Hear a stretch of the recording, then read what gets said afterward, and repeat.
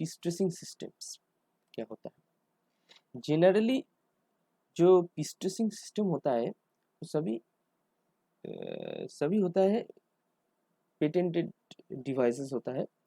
वो जो भी कोई कंपनी बनाता है और उसका गाइडलाइंस भी वो कंपनी ही पब्लिश करता है। तो इसका जो बेसिक जो प्रिंसिपल है, जो भी पेटेंटेड जो भी सिस्टम्स है इसका, वो सब मोरल इज सेम। हाँ, जनरली हेयर मैं आप लोगों को पढ़ाना चाहता हूँ कि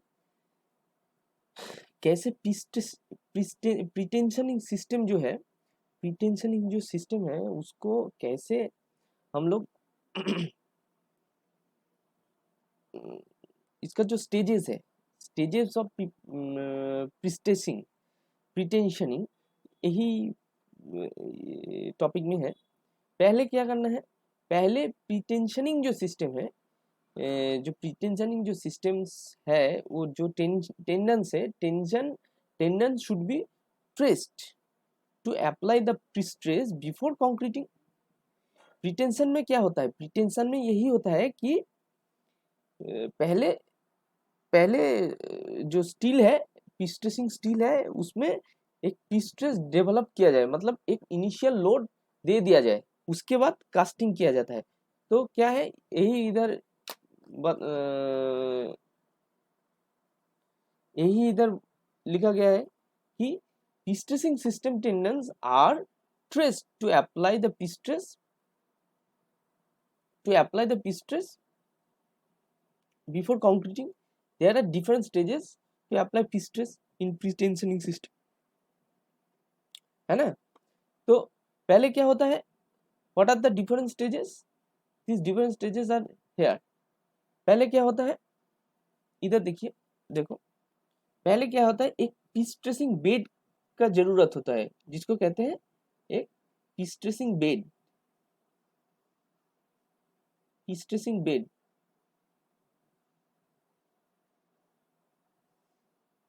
एक प्रीस्ट्रेसिंग बेड का जरूरत होता है। वो प्रीस्ट्रेसिंग बेड के ऊपर क्या होना चाहिए, दो बालखेट और एंकरेज, और बालखेट जो भी कहते हो वो होना चाहिए। ये दो ही सेम है, मतलब ये किस लिए होना चाहिए, ताकि जो ये अगर नहीं होगा तो कैसे तुम ये जो प्रीस्ट्रेसिंग स्टील है कैसे एंकर करोगे, अगर एंकर नहीं करोगे स्ट्रेस कैसे जनरेट करोगे। तो इसीलिए क्या होता है, एक बालखेट और एंकरेज का जरूरत होता है।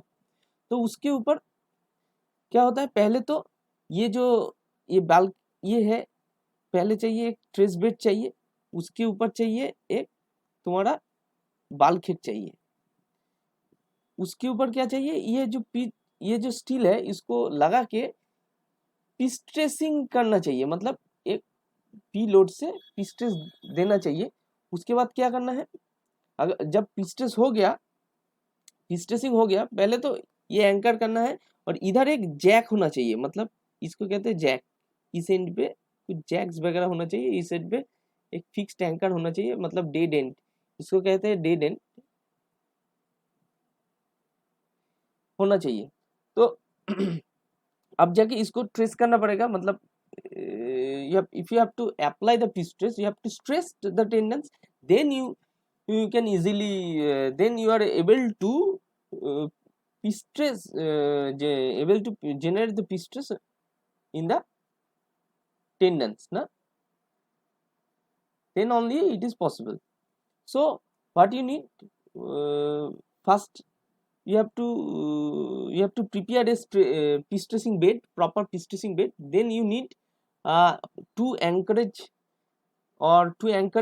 or एंकरेजेंट और बाल्कहेड्स रिक्वायर्ड है। उसके बाद क्या है, प्रीस्ट्रेसिंग जो स्टील है उसको लगा के खींचना पड़ेगा, मतलब एक जैक के मदद से खींचना पड़ेगा, ताकि उसमें तुम प्रीस्ट्रेस जनरेट कर पाओ। उसके बाद क्या है, ये मोल्ड वगैरह है, मोल्ड के अंदर से ही होगा, मोल्ड जनरली रहता है। उसके बाद होगा, उसके बाद का जो स्टेज है वो कंक्रीटिंग किया जाएगा, कंक्रीटिंग किया जाएगा, कंक्रीटिंग किया जाएगा। अब you have to wait for a certain period of time until unless the concrete gains a proper strength.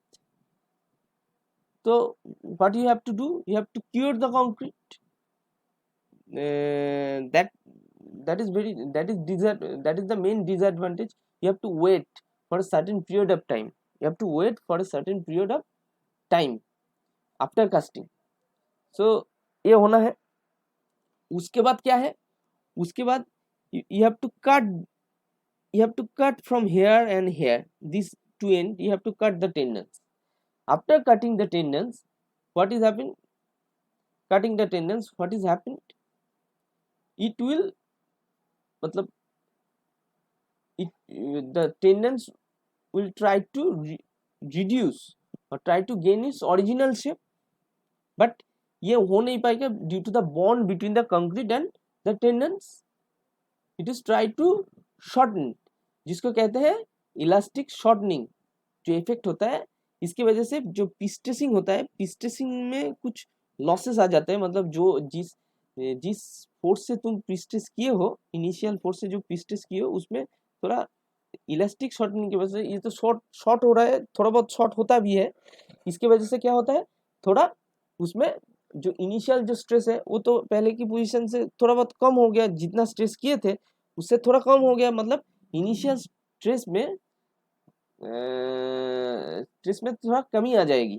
तो ये होगा इलास्टिक शॉर्टनिंग की वजह से, ये हो गया। उसके बाद क्या होगा, अभी अगर ये जो टेंडेंस है, अगर जो टेंडेंस का जो प्लेसिंग है ये अगर इसेंट्रिक होगा, मतलब कॉन्सेंट्रिक, मतलब जो कि न्यूट्रल एक्सिस और सीजी के एकदम अलोंग द सीजी जा रहा है, अगर इससे नीचे होगा थोड़ा बहुत, तो एक इसेंट्रिसिटी आ जाएगा, इसेंट्रिसिटी आ जाएगा। तो एक eccentricity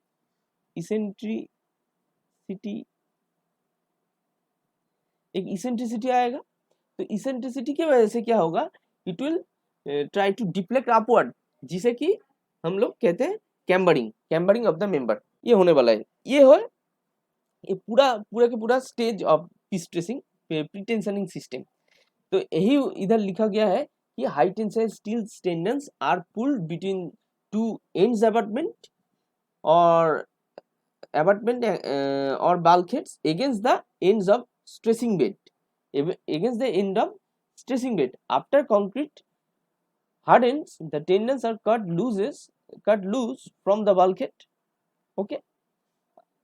Then what happened?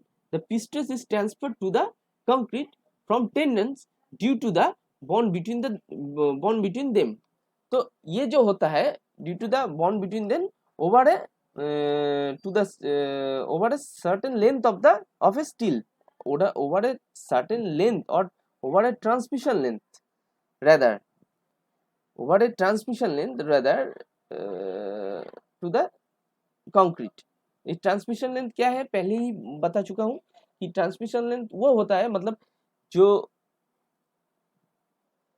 Transmission length वो होता है कि ये जब हम काट कर रहे हैं यहाँ से, जो स्ट्रेस टेंडन से, जो पिस्टस टेंडन से कंक्रीट में ट्रांसफर हो रहा है, ये बॉन्ड की वजह से हो रहा है, ये बॉन्ड की वजह से हो रहा है, but over a certain length at the end of a prestress, मतलब at the end of anchorage end से एंकरेज जो एंड से, ये है एंड ऑफ द मेंबर, ये एंकरेज एंड है। तो एंकरेज एंड जो है उससे कुछ सर्टेन लेंथ से ये बॉन्ड की वजह से कंक्रीट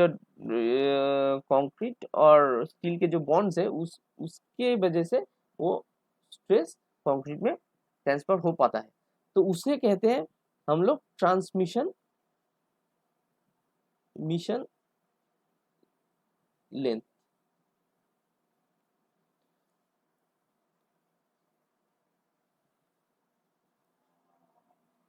उसे कहते हैं हम लोग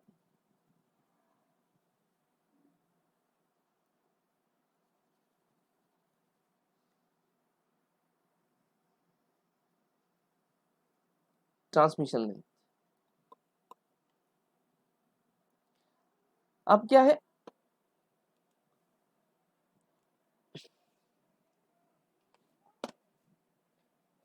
अब जो है द प्रीटेंशनिंग जो अरेंजमेंट्स है, दैट आर एज फॉलोज। तो क्या क्या चाहिए, पहले तो चाहिए, तो पहले हम तुमको बोल भी दिया है कि पहले चाहिए पीस्टेसिंग बेड, जो कि ये है, एक प्रॉपर पीस्टेसिंग बेड चाहिए। उसके बाद क्या चाहिए, एंड अबटमेंट्स, ये है एंड अबटमेंट्स, ये एंड अबटमेंट्स चाहिए। उसके बाद क्या चाहिए, ये मोल्ड है, हमको नहीं लग रहा है कि तुम देख पा रहे हो कि नहीं पा रहे हो, तो पहले ये मोल्ड है, और ये है तुम्हारा पीस्टेसिंग, और इधर एक हाइड्रोलिक जैक होता है, मतलब जिसके जैक्स को खींचने से, जैक्स क्या करता है, वो टेंशन पैदा करता है इसमें, इस टेंडेंस में, ताकि इसको खींच पाए। तो और क्या चाहिए, मोल्ड्स चाहिए, ये मोल्ड्स है, हो गया, ये मोल्ड्स चाहिए, ठीक है। उसके बाद क्या आ गया, जैक्स चाहिए, वो भी बोल दिया हूँ, जैक्स चाहिए।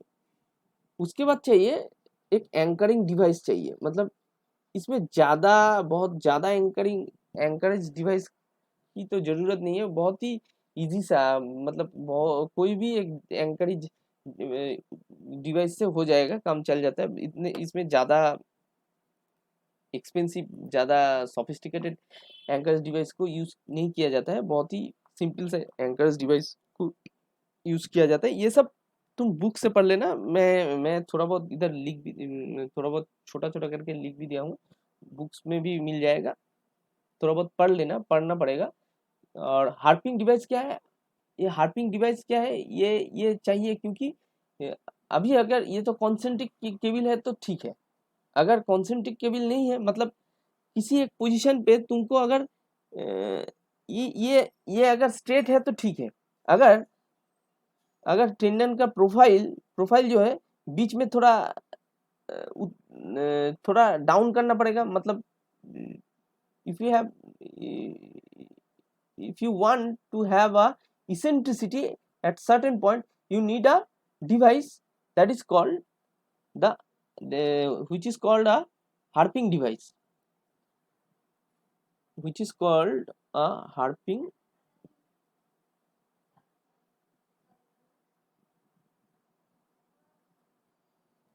device। तो ज़्यादातर ये जो सिस्टम है for mass production, it can be, मतलब जो भी पिस्टेंशनिंग का जो भी सिस्टम है, मास प्रोडक्शन के लिए बहुत ही अच्छा होता है, ठीक है। अब अगर मास प्रोडक्शन के लिए एक सिस्टम वायर ने प्रोवाइड किया है, जनरली यूज किया जाता है, उसको कहते हैं वायर सिस्टम, HOYER,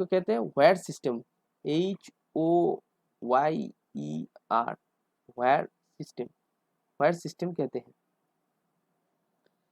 अभी एंड अबटमेंट और bulkheads are kept sufficiently distance apart, and several members are cast in a single line। मतलब एक सिंगल लाइन होता है ऐसे, ये एक अबटमेंट है at a certain distance apart, है ना।